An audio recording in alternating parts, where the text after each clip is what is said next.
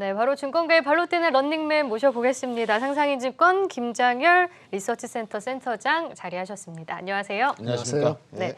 지난번에 나오셨을 때 이제 연말까지는 계속 우리 시장이 좀 지지부진할 수 있다라고 말씀해 주셨는데 딱 지금 상황이 그렇습니다. 11월도 비슷할까요? 어떻게 보세요? 네, 전체적으로는 뭐 대동소이할 것 같습니다. 저기 뭐 코스피 지수로 따지면은 업사이드도 있겠지만 그도 크지 않을 것이고 다운사이드도 크지 않다. 박스에 갇혔다라고 말씀드릴 수 있겠고요. 지금 주가가 2,980이니까 나오는 입장에서 3,000이라 말씀드리긴 애매하잖아요. 근데 2,900 이하로 갈 거라고 일부 예측이 나오는데 저가 매수의 기회가 오기 때문에 그렇게까지 안 될 것 같고 현재 레벨에서 뭐 5%, 3% 이내에 플러스 마이너스로 눈치 작전을 볼 것이다라고 보여지고 이번 주에 이제 FOMC 미팅 뭐 있고 몇 가지 있는데 크게 변수가 안 된다면 아마 이 틀에서도 벗어나지 않을 것으로 보여지고 있습니다. 상한선을 3,150으로 잡으셨으면 박스권에서 나름대로 지금보다는 상당히 뭔가 계기가 있어야 될 것 같은데 어떻게 보세요? 계기는 대형주가 안 빠지고 약간의 반등을 한다. 그러니까 삼성전자, 하이닉스, 그다음 자동차주. 그러니까 좀 나쁜 시나리오가 반영이 95% 됐다는 거예요. 그거가 그래서 걔네들이 받쳐주고 일부 이제 개별 성장주가 오늘도 보면은 마이데이터라든지 이렇게 핀텍주가 좀 오르잖아요. 이런 식으로 받쳐주면은 올라갈 룸은 있는 거죠. 근데 이제 내일 모레 FOMC에서 뭔가 앞전에 그 김 박사님도 얘기했지만 뭐 좀 당겨지는 시그널이 오면은 한번 빠질 수 있거든요. 그걸 감안해서 애널리스트나 뭐 시장 분석가들이 2,900, 2,880 얘기하는데 그것도 어느 정도 알고 있기 때문에 아주 큰 게 아니면은 그 정도로 버티다가 다시 저가 매수 들어오고. 하지만은 캡은 내년도 그로우스, 내년도에 우리나라 코스피에서의 성장성이 과연 10% 성장할까요? 아니면 5% 성장할 거예요. 그것이 뚜렷하게 저번에 말씀드린 건데 그거 안 됐기 때문에 이 캡은 씌워질 수밖에 없다. 이렇게 보시는 게 맞을 것 같습니다. 그럼 계속 횡보하는 구간을 지나갈 수밖에 없는데 그럼 이제 투자자 입장에서는 종목을 정말 잘 골라야 될 것 같아요. 좀 주목하고 있는 업종은 어떤 쪽인가요? 일단 저번에 한번 계속 그 포트폴리오 차원에서는 그 이제 기아 자동차주가 괜찮다는 얘기를 말씀 한번 드렸는데 제가 한 지난주, 지난주 사이에 삼성전자 하이닉스를 포트폴리오에 넣어도 된다 이렇게 리포트 바꿨거든요. 리포트를 바꿨지만은 삼성전자 하이닉스의 목표 주가는 아마 시장에서 제가 제일 낮을 거예요. 그거는 이제 내려가면 산다. 그 뭐냐면 삼성전자 하이닉스가 가장 중요한 건 뭐죠? 반도체 가격이 내려간다는 거잖아요. 이 컨센서스 잡혀 있거든요. 내려가는데 얼마나 빠질 거냐에 대해서 두려움이 좀 있었는데 지난주 삼성전자 하이닉스에서 그 CFO, 그 CEO가 실적 발표하면서 얘기한 것 중에 결론적으로 말씀드리면 가격 하락은 있는데 그것이 극단적이진 않을 것이다. 과거처럼 이렇게 해서 가격 하락에 대한 두려움을 조금 어루만져주는 코멘트가 나왔어요. 공통적으로.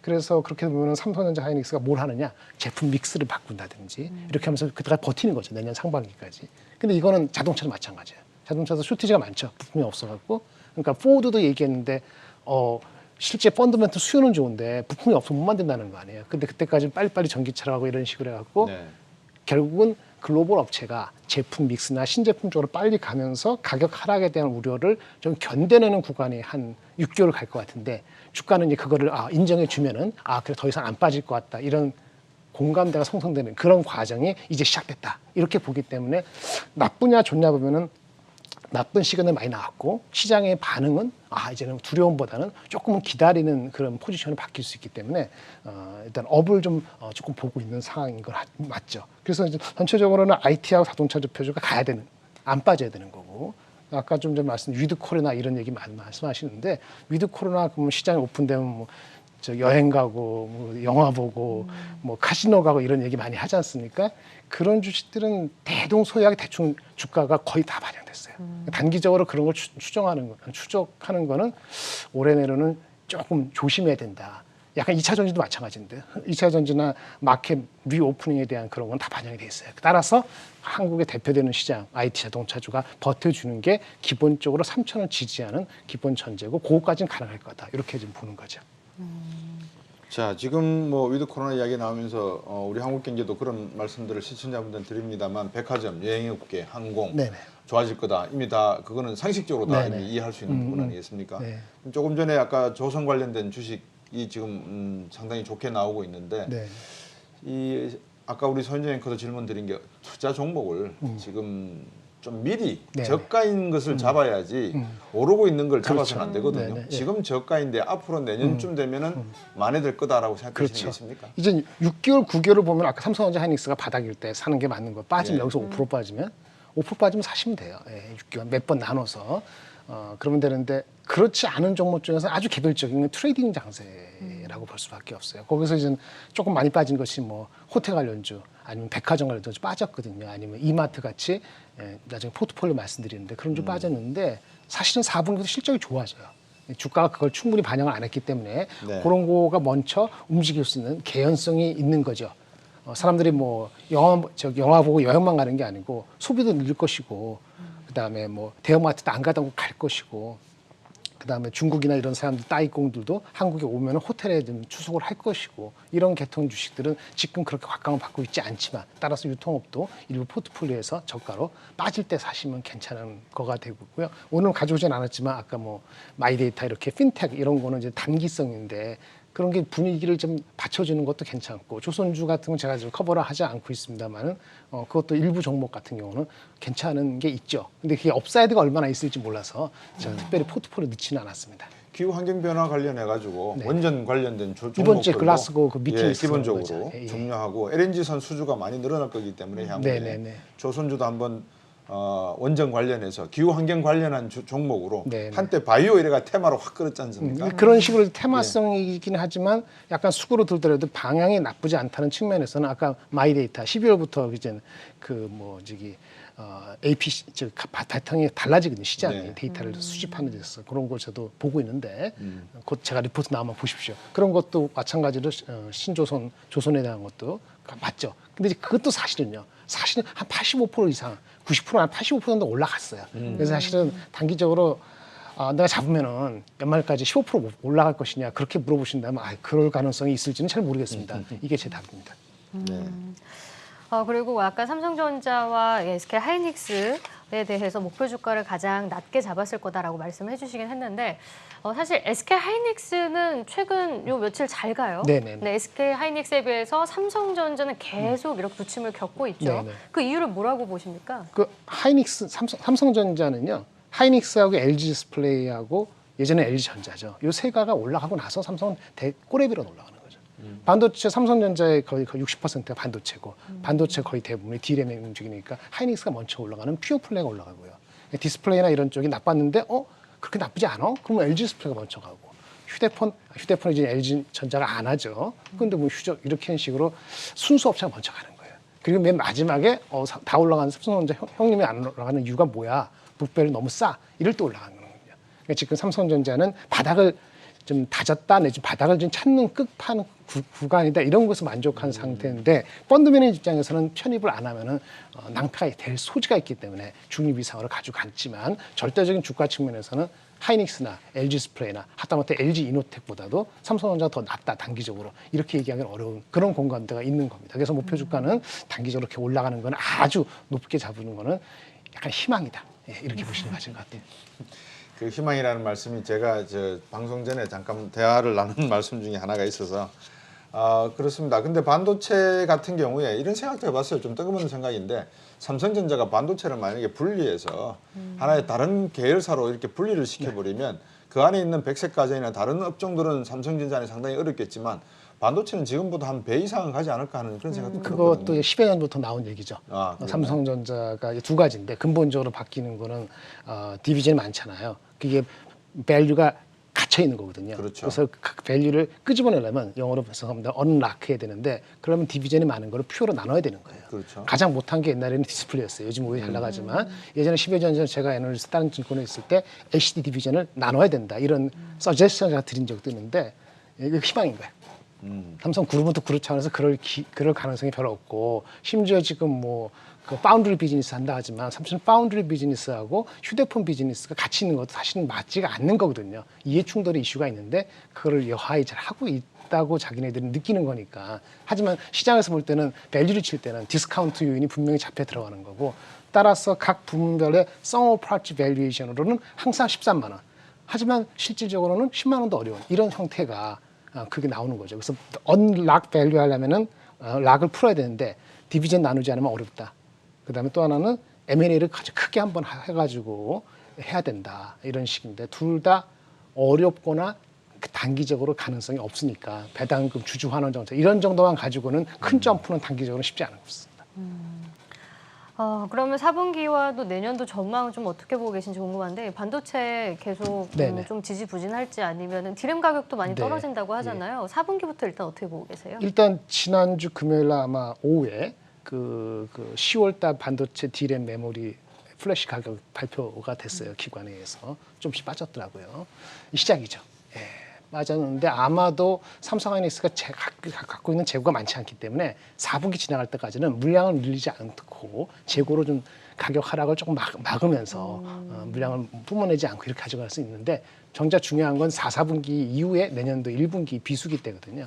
그래서 가격은 1분기도 본격 빠진다 보시면 되겠고 하지만 아까 말씀드린 삼성전자 하이닉스 주가는 내년도 한 상반기나 한 3분기까지도 2분기까지 지금 향후 봤을 때 한 뭐 30-40% 이상 빠진다. 그런 두려움이 현실화되지 않는 한 주가는 바닥은 한계가 있다라고 보는 겁니다. 그래서 저번에 말씀드린 것처럼 한 65,000원, 69,000원 삼성전자, 하이닉스 한 저번에 제가 94,000원 때 목표 주가 바뀌었는데 그중 정도까지는 버텨질 거라 보여집니다. 가격이 향후 9개월 동안에 반도체 가격이 40% 이상 안 빠지면 40% 빠져도요. 삼성전자 하이닉스가 적자라는 건 아니기 때문에 그 가격대가 지지된다는 건데 문제는 그런 우려가 계속 있으면 어떻게 그럼 주식을 사느냐는 그런 얘기인데 그렇게 우려를 했는데 실제는 그렇게 안 빠지는 거죠.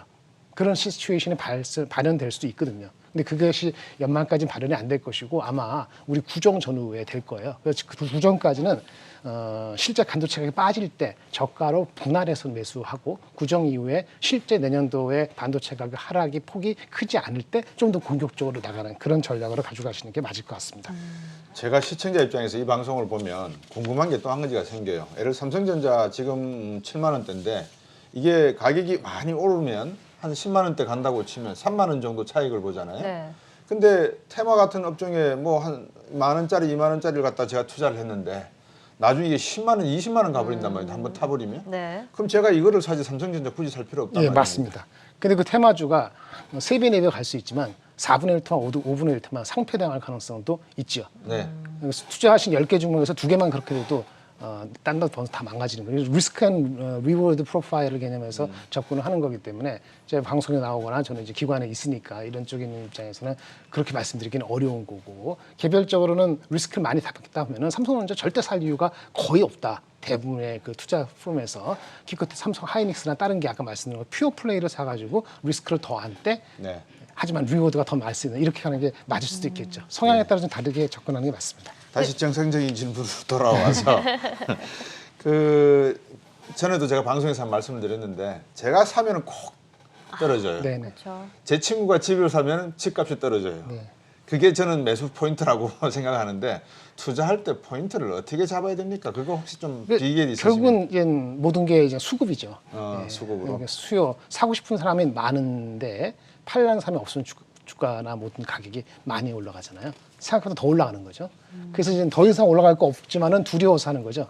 내가 안 사면 안 될 것 같아서. 그래서 잡는 순간에 빠지는 거잖아요. 근데 그거에 일조하거나 아니면 좀 반성해야 되는 게 이 금융계에 있는 사람들인데 애널리스트나 아니면 증권에 있는 사람들도 사람인지라 올라가는 거를 더 콜하고 좋게 부를 가능성이 높단 말이에요. 그래서 보시면은 그 리포트가 나오는 게 보통 어떤 한 기간 한 주면 한 주 아니면 나쁜 뉴스 나올 때 몰아서 나와요. 근데 거의 대부분이 바이콜이 몰아서 한 3-4개 나오죠. 또 네거티브도 저번에 엔소프트도 마찬가지지만 네거티브도 한꺼번에 나오거든요. 한꺼번에 한 3개, 4개 의견이 똑같이 나오면은 그때는 이미 늦었어요. 그렇죠. 팔든 사든. 근데 꼭 그때 사거나 그때 팔거든요. 그래서 그것만 피하셔도 그렇게 소가리를 좀 덜 하지 않을까라는 생각이 들어서 애널리스트 리포트를 볼 때 3가지 측면에서 봐야 되는데 제가 3V라고 얘기하는데 영어 써서 죄송합니다만 Volume, Variety, Velocity 얘기하는데요. 애널리스트 리포트는 거의 대부분 대동소이합니다. 80%가. 왜? 그 회사가 뭘 하고 있고 마켓시어가 어떻게 하고 어떻게 성장할 것인지 그 회사의 외관적인 모양새를 나타내는 인포메이션 중심의 볼륨이죠. 마켓시어. 이런 거는 다 아는 데이터예요. 좀 빨리 하면은 뭐 애널리스트가 아니라 다 알 수 있잖아요. 근데 리포트 거의 80% 그거란 말이에요. 근데 리포트 그게 중요한 게 아니고 주가는 그것 말고 떠나서 새로운 썸띵 뉴를 어떻게 다양하게 시도하느냐. 아까 삼성전자 얘기했지만 뭐 디비전을 나눈다든지 어떤 M&A를 한다든지 아니면 요즘 게임 업체들이 메타버스 사업을 해서 누구를 인수한다든지 이런 것은 성승유잖아요. 이런 버라이어티가 일어났을 때 그 플러스 알파가 주가로 반영되는 건데 그런 리포트가 별로 안 나오죠. 네. 이제 그런 리포트를 보셔야 되는 게 맞아요. 그런 리포트가 처음 나왔을 때는 일반적인 컨센서스가 다르게 나오거든요. 좋건 나쁘건 간에. 그래서 엊그저께 보니까 그 페이스북 이름을 메타로 바꾼다고 네, 나왔더라고요. 그렇죠. 페이스북 얼마나 힘들었어요. 지금 2주 동안에 여러 가지 뭐 공격당하고. 제가 그 회사를 좋아하는 거 아닙니다만은 뭐 어떤 년 동안에 메타를 해서 모바일 인터넷을 대체하는 걸 향후 10년을 투자하겠다는 거 아니에요. 사람을 네. 더블락하고. 그럼 월스트리트는 그런 꿈을 좋아하거든요. 그런 something new를 할 수 있는 그런 분석을 했을 때 회사는 밉지만은 하는 뭐 여러 가지 봤을 때 이거는 꿈을 보여준다. 이런 식으로 주가는 가는 거죠. 그게 두 번째 버라이티고요. 더 중요한 건 애널리스트 볼륨이나 마켓셔 예측을 하는데 사실은 대부분 업체들이 그렇게 속도감 있게 못 갑니다. 말은 비전은 했지만 실제 비전대로 속도는 못 가잖아요. 그게 애널리스트가 부지런하게 하고 혹시 그렇게 차질이 있으면 가차없이 이건 제대로 안 되고 있습니다라고 반영을 시켜야 되는데 그렇게 목표 주가나 그런 어닝에 투자하기에 애널리스트가 솔직하게 나오지가 않죠. 얽매여 있다 보니까. 그래서 그런 의견이 나오는 간혹 나오는 컨센서스하고 다른 의견이 나오는 리포트를 보시는 게 가장 중요하다라고 생각이 들어서요. 같은 의견 4번 이상 나오면 일단 그날은 사거나 팔거나 하지 않으시는 게 낫다. 이렇게 말씀드리겠습니다. 네. 그럼 센터장님 오늘 가져온 이 포트폴리오 정말 궁금해지는데요. 어떤 종목들을 저희가 주목해야 될까요? 네, 뭐 아까 말씀 대형주가 일단 자리를 잡아야 돼요. 자리를 잡는다고 해서 이것이 갑자기 10% 올라간다는 건 절대 아니고요. 그러나 자리를 잡을 수 있는 건 삼성전자, 하이닉스, 그다음에 네이버, 카카오 제일 재미없는 주식인 것 같죠. 그다음에 4번부터 말씀드린 기아. 네. 그리고 제가 새롭게 넣은 거 이마트 이런 거. 그래서 대형 마트 나아질 겁니다.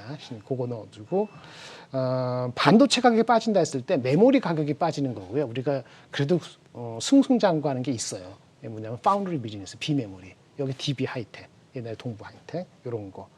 현대백화점, 하나마추 이런 거 3개 집어넣고 첨보 같은 그 2차 전지 같은 거는 좀 더 빠지면 괜찮다 이렇게 말씀드릴 수 있겠고 지난주에 반도체 주가가 좀 오르니까 하이닉스가 많이 오르니까 장비주를 어떠냐 그러는데 삼성전자 하이닉스 주에 조심할 때 반도체가 빠지니까 조심하잖아요.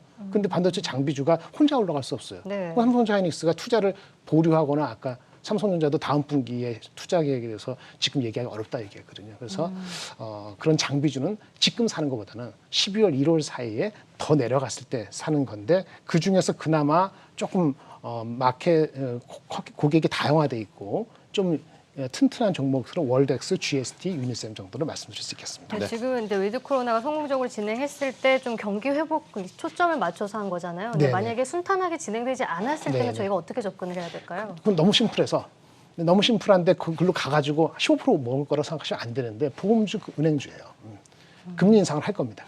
위드 코로나는 벌렸기 때문에 나아지는데 근데 그게 안 될 수 있잖아요. 근데 금리는 해야 돼요. 돈을 푸는 거 회수는 해야 된단 말이에요. 내년도 9월 달에 미국 FOMC에서 금리를 인상을 첫 번째 한달에 컨센서스 맞다 그러면은 근데 위드 코로나는 했어요. 그럼 내년도 상반기까지 한 6개월, 9개월 가야 되는데 잘 안 가잖아요. 어떻게 돼? 금리 인상했으니 금리 인상해야 되거든요. 그러면 낮은 밸류로서 이제 금융주라든지 경기 방어주, 내수주를 철저하게 가셔야 되고 아주 특별하게 테마성 나오는 것이 가끔 있죠. 마이데이터 이런 식으로 핀텍 관련되는 거 아니면 뭐 메타버스 간다 그러는데 메타버스 간다는 주식이 다 인터넷 대형주만 가는 게 아니거든요. 네이버, 카카오 말고도 좀 있습니다. 교육주도 갈 수도 있거든요. 요즘에 청담론인 그렇죠. 그런 식으로 그런 주식 같은 경우는 주가가 나중에 갈 수도 있는 거죠. 그래서 그런 식으로 내수주하고 개별 성장주를 섞어야 되는 더 어려운 시츄에이션이 올 수도 있죠. 한 2, 3개월 뒤에 그럴 수도 있습니다.